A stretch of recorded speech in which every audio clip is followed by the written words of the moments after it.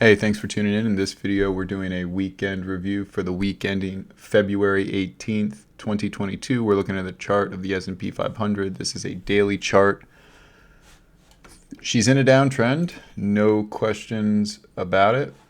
From a structure standpoint, we have an overlap here and an overlap here. Makes sense that this is now a key resistance level. And this is probably next, but really, I don't see why this isn't the destination by sometime in March when the Fed actually does the hike. Last week you had OPEX. Monthly OPEX is always a reason for volatility. Well, that will be March 18th. So just put this arrow right here. And this is about the time when price should come into the 400 level. I do, still believe this is a key low. And I still believe traders can be long against this low. And I do believe this is a flat structure in the making. That being said, flat ABC up, ABC down, put in this double bottom look, double top look, and then get your 5-wave move higher. But the reality is, this is what's in question. So the momentum here is accelerating, very obvious. And this is a pretty standard correction like the 2018 one so far. It even looks the same in structure. A, B, C, it's what you have on IWM.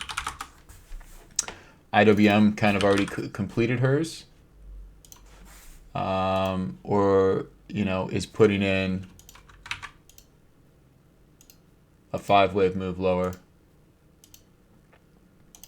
and then ultimately something like this, good old retrace back into these levels, maybe even this level is the destination, something like that. Maybe puts in an all-time high again. Unlikely given the structure. If this low breaks, then this is off the table. If this low holds, then that's off the table. If this low breaks, that's the pattern I see. And this low here, 212, we never hit that 209, right? So very weak. Back test of this, still have the non-confirmations, still have the bull trap, still have trading in a range for a long time, and then break down from that range, back test that level. This level is obviously on the table. What's hilarious is this close here, 167.10 on the weekly, never was filled. So that's the destination. And from that point, you may hit all-time highs, but not until that level is hit. And quite frankly, it could come all the way down here. And this momentum is just getting stronger. If you see this, we certainly have some broadening formation. So why not come back down? I also love symmetry here. Something like that from the bull trap to when it's done. So middle of the summer. And by the time that happens, right, all the other names in IWM are just going to be killed, right? KE is one we watch a lot. Momentum, definitely down. Interesting, back to the 200, back to this level where she should find support. But the reality is, we've just broken this low. And so below 1842 is a sell until she can get back above. That is another thing I wanted to point out. Every single major index I track every week has put in a sell. There is no reason to own any of these on the daily chart, right? You had all of these had some structure here where price, if it had continued higher and captured this level, then you would have had a false breakdown and then something else would be back on in play. But the reality is this is another topping pattern. They distributed. decline. Maybe they're accumulating. Maybe they're not done going lower. But this is the problem here, right? This is the bearish Harami top that I was pointing out to everyone. Then an outside bearish reversal on volume, PPO cross, loss of 10 this month. If they close below 272, there's a good chance the 20 is not holding, and the target's probably something down here at 158 to 208. I know it's a broad range, but it just really depends on what the market wants to do. But every time you get this PPO cross, loss of the yellow line, really what we're looking to identify is a trend, and then we want to identify when the trend breaks. And when it breaks, we want to stop. We don't want to participate. We want to go to cash and sit on the sideline. It's the only way you can do this. And that's kind of what's happened everywhere. Even if it's just one pullback into the 40, that's 180. Almost always, when the 5 and 10 go, the 20 goes too. Almost always. Right? So it's like, don't expect much from the 20. The 20 is really just like, the mean default for the Bollinger Bands, and it's kind of what I use just to see how far things are from average. I'm not looking for demand there. No, we would need to see the structure, either something like this, where we bust through these levels, or we see these levels hold and you go sideways for a long time, allowing this PPO to come back down to 10, and then you've got yourself another setup. But right now, this weekly looks like full trend mode, just like here. Right, this is the inverse of that period where everyone was piling in. Now everyone's going to pile out. Right, and the markets are very symmetrical. Right, so you probably get three months, 2 weeks from the cross. Right, middle of April, end of April. I mean, all of this is going to be driven by the fundamentals as usual. I'm not going to review that now, but you can read the headlines. You know what's going on. And the risk here for SMH is that this completed. 5-wave move higher. And now we're going to retrace in your zigzag fashion, just like you saw on IWM. Just to bring it up again, right? And to give you the symmetry for it, we want wave C to be equal to 618, 1.0, 1236, or 1618 of wave AB. This is definitely an expanded B wave. So it's possible this completed, and daily higher low, weekly higher low pattern still intact, daily higher low pattern broken, right? And the low was 199.24, close 199.45. So they did close inside. That is technically bullish. We do have declining volume, but this is obviously a series of lower highs and lower lows. It's in a descending channel, and there's really not much you can do until she can convincingly close above this pivot high at 209.05. And again, by the time that happens, it's just going to be a sell again over here, right? So this chart's essentially broken. And if you zoom out to the monthly, you'll see why, right? Same PPO cross. The monthlies are in charge on all these charts. And what you're likely to have now, after this long distribution period, false breakout, a pullback to the blue line. And that's when you'll get a bounce, right? And I identified the levels that I'm looking at here, 167 to 173, and in an awful situation, 154. We'll wrap it up here with the Qs. Right, so this was one pattern that I was looking at, this 335, still in play. But what ultimately happened here is she went lower, 1, 2, 3, 4, 5, maybe. 1, 2, 3, 4, 1, 2, 3. So one more down day, and you are getting the 50 crossing below the 200, which is a death cross.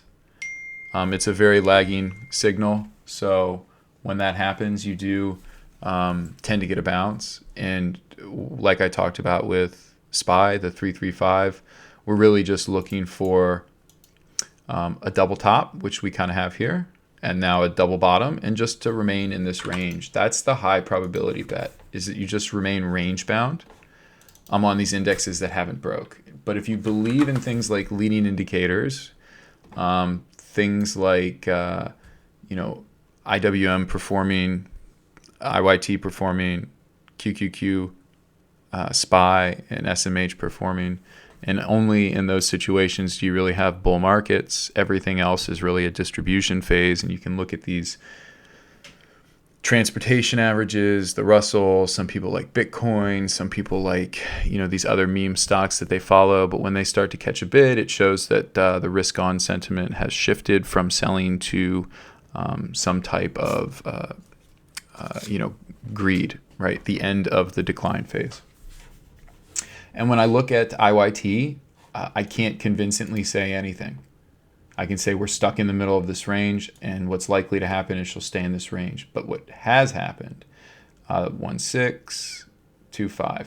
So this bullish divergence is at risk of failing, and the 40 is now clearly resistance, right? And now you have this structure here.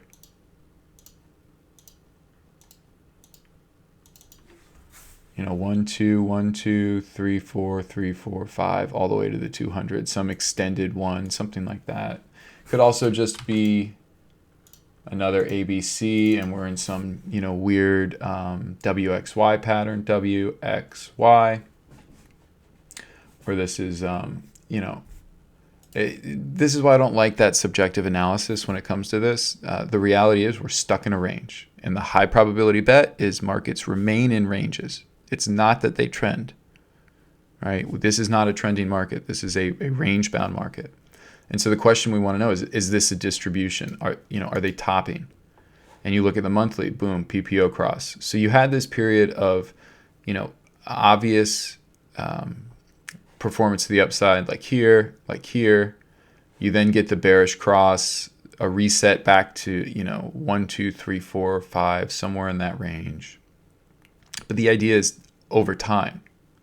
It doesn't happen quick. Even here, it was June 2011 to November 2012, December 2014, October 2016. So these periods where you don't really want to be in the market on a monthly time frame, right? This is a correction. This is a correction. This is a correction. What you want to do is wait for the waters to improve, get a breadth thrust off the lows, see the liquidation, see the retail flush, have evidence, objective evidence that anyone can verify of buyers, right? We want to see price put in a green candle somewhere and then trade higher, all right? We just don't have that almost anywhere. And I don't see the risk ons. I see a triangle here or an expanding pattern, right? This does look impulsive, but that gap filled right away. So, and again, series of lower highs and lower lows. High, high, high. 3 highs now, and they've all been lower. And now you're going to start to see these moving averages get real bearish if she can't get above and set new all-time highs. You look at the banks. What are they doing? Right back in the middle of the range, right? This has been the sell. This has been the buy.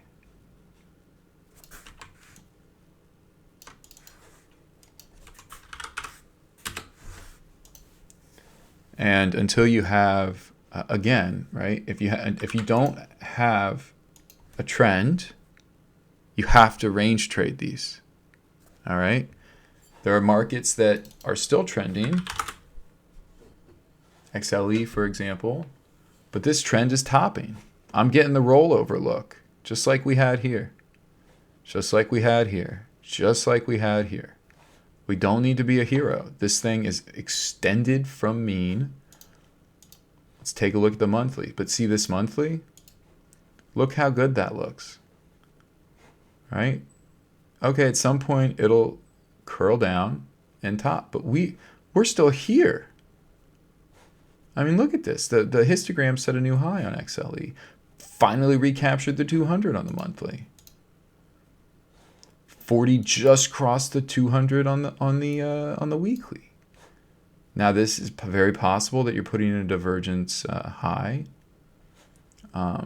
which you definitely have here. But again, it's also possible this is a bull flag. Traded in this range, broke above, and is going way higher. And that's what the monthly's confirming. So I'm not seeing energy top here. That's not what I see. I mean, you know, maybe something like this, but like, look, that's breaking out. Maybe it's, you know, come back up to that level. I don't really know. Maybe it's this level. But you're at 70. That's 10%. That's 10%. I can't say that about any chart. Right? And so that's kind of like what you have to do here is look at the stocks that are trending and sections that are trending, find the leaders in those sectors, and hop on board. And if you're not doing that, be very quick to exit if you're playing these counter trend bounces. You know, I mean, a couple names. I think that I'm still in HPE, for example. I mean, this is what you want to see on the monthly. We're seeing an acceleration, closed green on the week. It's a doji. The weekly higher low was lost, but it was bought right back up. Look at that. This is the look that you want to see. Now, it's possible that we are putting in a big cup and handle. It's possible that we're putting in some, well, see, this is a high here at 1. New high is higher in momentum. That's what you want to see. Putting in higher lows, new high, right, may come down. But right now, this 40's demand just crossed the 200. This looks like a brand new bull trend to me. And look at how crazy it was back here, extended. Had to come all the way back and do this sideways nonsense for a while. And then do the fake breakout, right? Come up, fake you out, just back into the moving averages, then sets a new high. This is that cup and handle. Here's your handle. May come back down to 1656. As long as it defends this 1670 level, 1650, 16, that whole general area, that's super bullish. PENN's another name that I'm still in. And, you know, I'm very close to getting stopped out. I'm looking at trading just up into this level. I was buyer down here. But you see what's happening with the PPO, right? We don't have that bullish look on the money. This is a bearish look on the monthly. Now, we did bounce into this level, and we should get a bounce from this level. That's a lot of resistance prior, right? Now being tested for the very first time, you should get a good bounce off this. The weekly is curling up, see? So, you know, and they broke this low, which is what you want to see. I mean, technically a bearish divergence, but at the same time, this is how it works. It broadens out, right? And even if this is a 5-wave move lower, and this isn't some big 1-2, then you'd still look for something like this. Back up to this, you know, $70, $80 level. You know, so it's a tough one. Because you could have this bottoming pattern here too, and price ultimately come all the way back down here. But as long as she's above these levels, there's no real concern. If this level's lost, 46.85, early to start the week, then you'll probably get a pair cross, loss of all the moving averages, trend obviously down, and we'll have to come back here and test the 43.36 level. We'll talk about gold because I do see a lot of people still chatting about GDX or gold or silver or whatever. Here's the monthly, right? Above last month's high. That's pretty good. But guess what? Still not above the 20. And still in a series of lower highs and lower lows.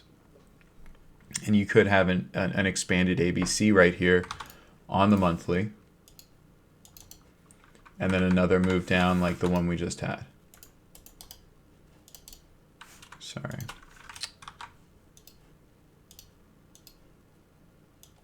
All the way back down to here. The weekly is not telling me much. Still below the zero line. Does have a little bit of a higher high going on here. And we do have a descending channel, and you're at the top of that. Not somewhere I'd be buying.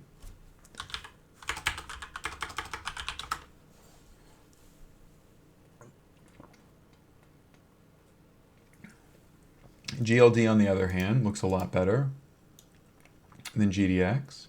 So you can see broke all these trends, but the reality is this is still a downtrend. The weekly I like here, PPO, crossing above the zero line. The monthly could be a breakout, right? This is kind of that range that we've been talking about a long time, but until you're above 178.85, it's not a breakout. Until you're above this level here at 185, and until you're above that level, it's not a breakout. Right? This could all just be some larger ABC, and they're just killing time. That being said, it's definitely one you have to continue to watch. I'm not going to have a bias here and ignore what's happening. But the 20s at 171, price closed at 177. Big gap, holding. It needs to go sideways for a while for me to be considered buying this. This is just too much risk from entry, right? You're looking at minimum 2.5–3%. I mean, which isn't awful, but just to my eye, I don't like that, and that's a kind of a big move for gold. I mean, you can see why I'm not really convinced yet until she gets above this level. We'll take a look at silver too. PSLV, yeah, I mean, nothing's changed here. Got to get outside of that. TLT, still no desire to buy.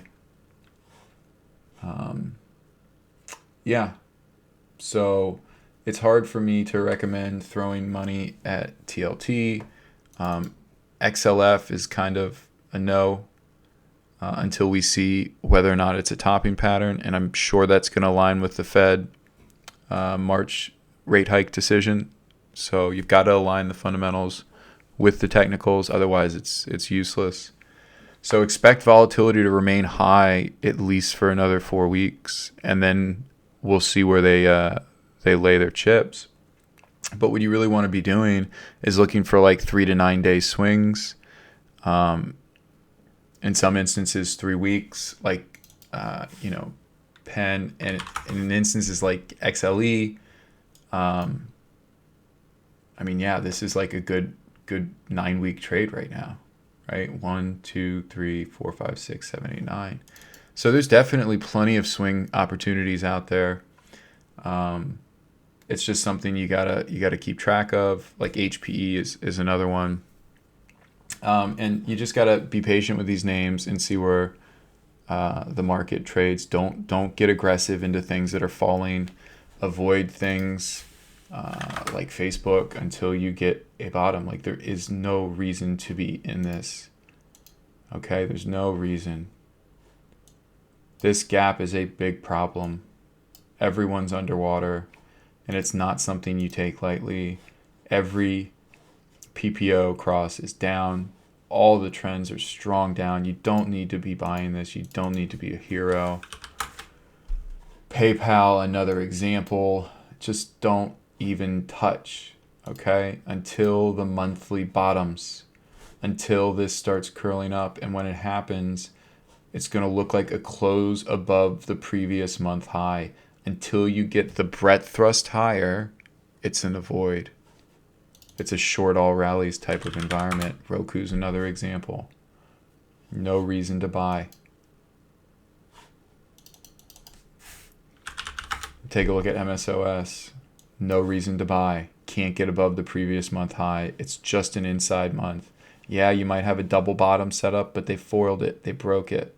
And this is just a bearish wedge until they can close above 26.51. There's no reason to buy. See the same thing over here on CGC, right? The high of last month, 964, 961, just an inside month. No reason to buy. Bearish momentum accelerating lower. You know, I could do this all day. Like most of the stocks are sell signals. You have to be objective about it. You can't want something that isn't there. You can't trade your emotion. You can't trade, oh, I built a plan, I'm going to do this and hold this and da da da. I mean, okay, but that's gambling. What you want to do is find an objective buy-sell signal, backtest that signal, and rely on that signal to tell you if things are working or if they're not. That wraps up this video, and I hope you liked the video. Check us out on Twitter, like the content, share it, and we'll see you in the next one.